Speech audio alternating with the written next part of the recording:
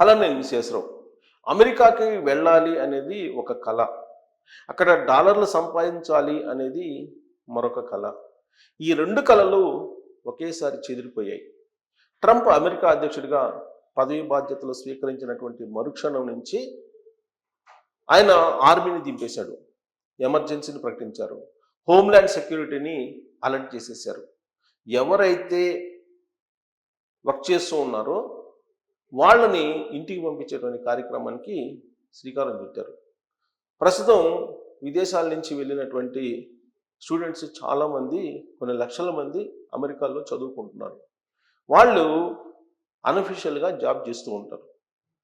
ఒకవేళ ఇప్పుడు కనుక దొరికితే వాళ్ళని ఇమీడియట్గా ఇంటికి పంపించేస్తున్నారు అనేది ఇప్పుడు లేటెస్ట్ న్యూస్. అమెరికాలో ప్రత్యేకమైనటువంటి విమానాలను కూడా రెడీగా ఉంచి వాళ్ళని తిరిగి ఎవరి దేశాలకు వాళ్ళని పంపిస్తున్నారు అనేటువంటిది బాగా వస్తున్నటువంటి న్యూస్. దానికి కారణం ఏంటంటే ఇమ్మిగ్రేషన్ పాలసీని చూసాయిగా అనౌన్స్ చేశారు ట్రంప్. బట్ ఆయన అనౌన్స్ చేసినటువంటి ఇమ్మిగ్రేషన్ పాలసీ మీద దాదాపు అమెరికాలో ఉండేటువంటి 22 రాష్ట్రాలు తప్పుపడుతూ ఉన్నాయి.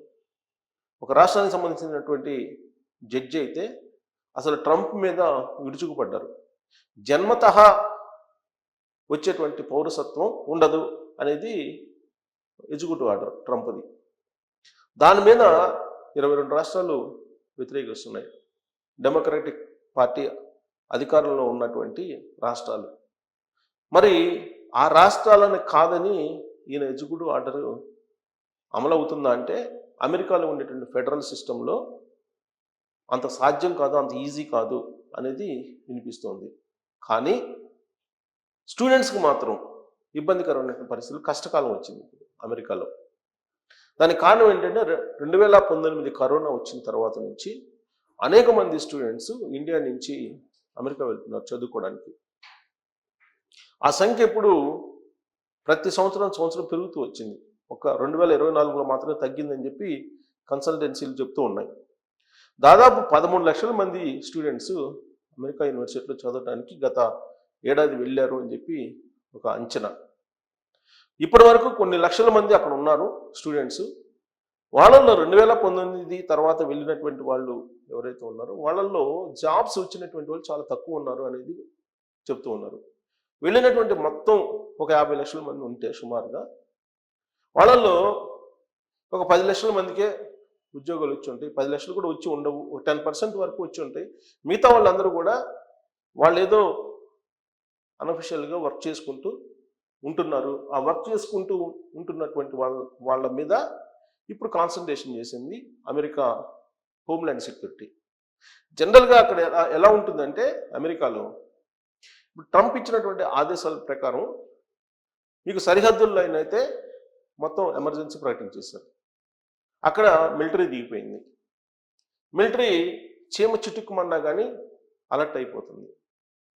ఇలాంటి పరిస్థితుల్లో ఎవరు చొరబట్టడానికి అవకాశం లేదు.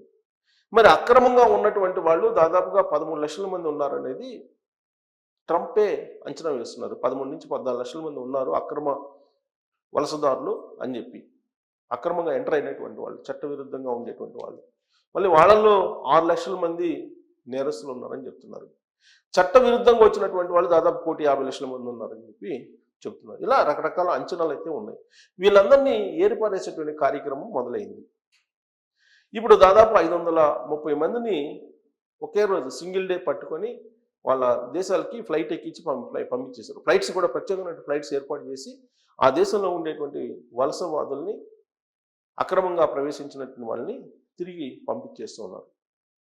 చట్ట విరుద్ధంగా ఎవరు వ్యవహరించినా కానీ అక్కడ ఉండటానికి లేదనేది ట్రంప్ యొక్క ఆదేశం. అందుకే ఇప్పుడు హోమ్ల్యాండ్ సెక్యూరిటీ అలర్ట్ అయింది. ఇప్పుడు భారతదేశం నుంచి వెళ్ళినటువంటి వాళ్ళు, ప్రత్యేకించి తెలుగు రాష్ట్రాల నుంచి వెళ్ళినటువంటి స్టూడెంట్స్ చాలామంది అక్కడ ఉన్నారు.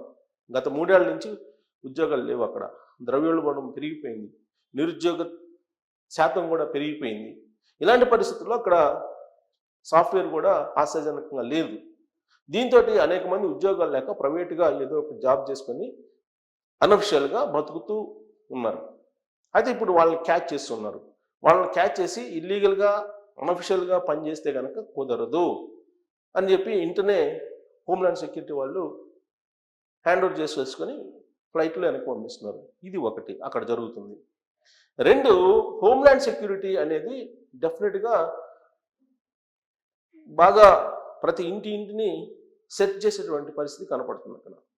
అక్కడ ఉండేటువంటి నామ్స్ ప్రకారం ఒక రూమ్లో ఒక ముగ్గురు ఇద్దరు మాత్రం ఉండాలి. కానీ మన వాళ్ళు ఏం చేస్తారంటే ఒక డబుల్ బెడ్రూమ్ హౌస్ తీసుకొని ఒక 10 మంది వరకు ఉంటున్నారు.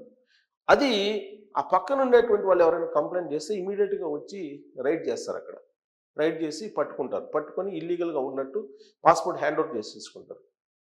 పక్కన వాళ్ళు కంప్లైంట్ చేయనంత వరకే సేఫ్. పక్కన వాళ్ళు కంప్లైంట్ చేశారంటే మాత్రం ఖచ్చితంగా వీళ్ళ మీద చర్యలు తీసుకుంటారు. అక్కడ ఉన్నటువంటి సిస్టమ్ అది. హోమ్లాండ్ సెక్యూరిటీ ఇమీడియట్గా అలర్ట్ అవుతుంది. ఇక రకరకాల కారణాలతోటి వీసాలు తీసుకున్నటువంటి వాళ్ళు ఉన్నారు. వాళ్ళ పిల్లలు అక్కడ ఉన్నారనో, లేదా అబ్బాయిని చూడాలనో, అమ్మాయిని చూడాలనో, లేదా కొన్ని రోజుల పాటు అక్కడ ఉండాలనో వీసాలు తీసుకున్నటువంటి వాళ్ళు ఉన్నారు. 10 years వీసాలు ఇస్తారు, విజిటింగ్ వీసాలు. ఈ విజిటింగ్ వీసాలు తీసుకున్నటువంటి వాళ్ళు అమెరికాకు వెళ్తున్నారు. అమెరికాకు వెళ్ళిన తర్వాత అమెరికా వెళ్ళాలంటే కనుక మిగతా దేశాలకు వెళ్ళినంత ఈజీ కాదు. కారణం ఏంటంటే ఇప్పుడు ఇక్కడ మనకు హైదరాబాద్లోనో లేదా చెన్నైలోనో లేదా ఢిల్లీలోనో లేదా ఏదో ఒక ఎయిర్పోర్ట్లో ఇండియాలో మీరు ఎంటర్ కాగానే అక్కడ చెక్ చేస్తారు. అన్నీ చెక్ చేసి ఇక్కడ చాలా వరకు పంపించేస్తారు. అక్కడ పంపించిన తర్వాత అమెరికాలో ఏదో ఒక ఎయిర్పోర్ట్లో దిగుతాం. దిగిన తర్వాత అక్కడ హోమ్లాండ్ సెక్యూరిటీ ఉంటుంది. హోమ్లాండ్ సెక్యూరిటీ మళ్ళీ చెక్ చేస్తారు.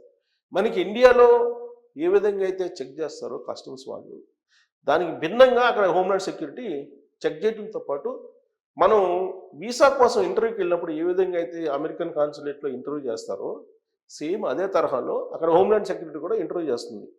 అందరినీ చేయకపోవచ్చు, అనుమానం ఉన్న వాళ్ళు ఖచ్చితంగా వాళ్ళు ఇంటర్వ్యూ చేస్తారు. మీరు ఎక్కడికి వెళ్తున్నారు, ఎన్ని రోజులు ఉంటారు, ఎప్పుడు మళ్ళీ తిరిగి వెళ్తారు, ఇలాంటి క్వశ్చన్లన్నీ అడుగుతారు వాళ్ళు. పైగా ఇప్పుడు కొత్తగా హోమ్లాండ్ సెక్యూరిటీ వాళ్ళు ఒక నిబంధన యాడ్ చేశారు. దానికి ఏంటంటే ఇక్కడ నుంచి ఇండియా నుంచి అమెరికా వెళ్తారు పేరెంట్స్ లేకపోతే బంధువులు ఎవరో. వెళ్ళినప్పుడు వెళ్ళడానికి మాత్రమే టికెట్ తీసుకుంటారు. వచ్చేటప్పుడు ఎప్పుడు వస్తే అప్పుడు తీసుకుంటారు. కానీ ఇప్పుడు కొత్త నిబంధన ఏంటంటే ట్రంప్ వచ్చిన తర్వాత మీరు వెళ్ళేటప్పుడు టికెట్తో పాటు వచ్చేటప్పుడు మళ్ళీ ఎప్పుడు రిటర్న్ టికెట్ అనేది కూడా చూపించాలి అనేది హోమ్లాండ్ సెక్యూరిటీ వాళ్ళు కొత్తగా అక్కడ యాడ్ చేశారు.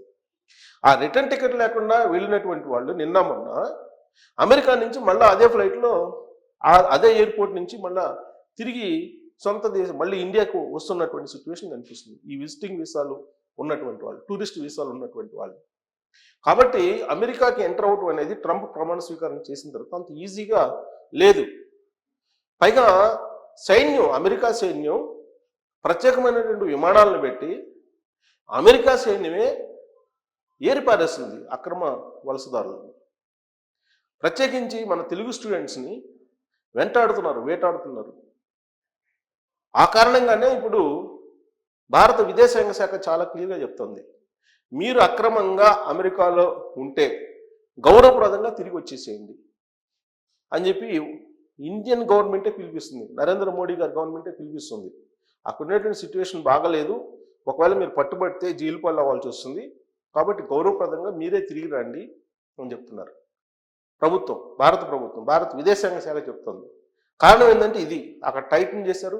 బోర్డర్స్లోనేమో సైన్యం, జాతీయ భద్రతా విభాగం మోహరించి ఉంది. మరోవైపు సిటీస్లోనేమో హోమ్లాండ్ సెక్యూరిటీ ఉంది. ఎయిర్పోర్ట్స్లోనేమో హోమ్లాండ్ సెక్యూరిటీ, కస్టమ్స్ అధికారులు ఈజీగా వదిలిపెట్టడం లేదు. ఇలాంటి సిచ్యువేషన్లో అమెరికాలోకి అడుగు పెట్టడమే గగనంగా మారింది. కాబట్టి అక్రమ వలసదారులని దేశం నుంచి పంపించే కార్యక్రమం చాలా వేగంగా జరుగుతున్నటువంటి క్రమంలో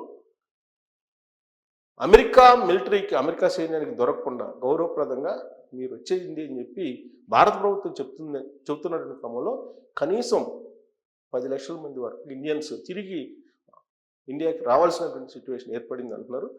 బట్ ఇప్పుడు ఎవరైతే అన్అఫీషియల్గా వర్క్ చేస్తున్నారో స్టూడెంట్స్, వాళ్ళు దొరికితే కనుక జైలు పాలు అవుతారు. ఇక మళ్ళీ మరోసారి జన్మలో మళ్ళీ అమెరికా పోవడానికి కూడా ఉండదు. కాబట్టి అక్కడ అన్అఫీషియల్గా మీరు వర్క్ చెయ్యొద్దు అని చెప్పి భారత ప్రభుత్వమే చెప్తుంది. చదువుకోవడానికి వెళ్ళారు కాబట్టి దాని వరకే పరిమితం కావాలి. ఓపీటీ ఉంది కాబట్టి ఓపీటీ నామ్స్ ప్రకారం మీరు ఏదైనా చేసుకోవాలి. ఓపీటీ నామ్స్ తర్వాత కూడా 3 సంవత్సరాల తర్వాత ఓపీటీ 3 సంవత్సరాలు ఇస్తారు. అది తర్వాత మీకు జాబ్ రాకపోతే మళ్ళీ ఇంటికి రావాలి. అలా కాకుండా అక్కడే ఉంటే కనుక మిమ్మల్ని ఏరి పారేసే అవకాశం ఉందని చెప్పి భారత ప్రభుత్వమే చెప్తుంది. సో అమెరికాలో ఉండేటువంటి సిచ్యువేషన్ ఏంటి అనేది నాకున్న ఇన్ఫర్మేషన్ ప్రకారం వివిధ న్యూస్ పోర్టల్ నుంచి నేను సేకరించినటువంటి ఇన్ఫర్మేషన్ మీకు చెప్తున్నాను.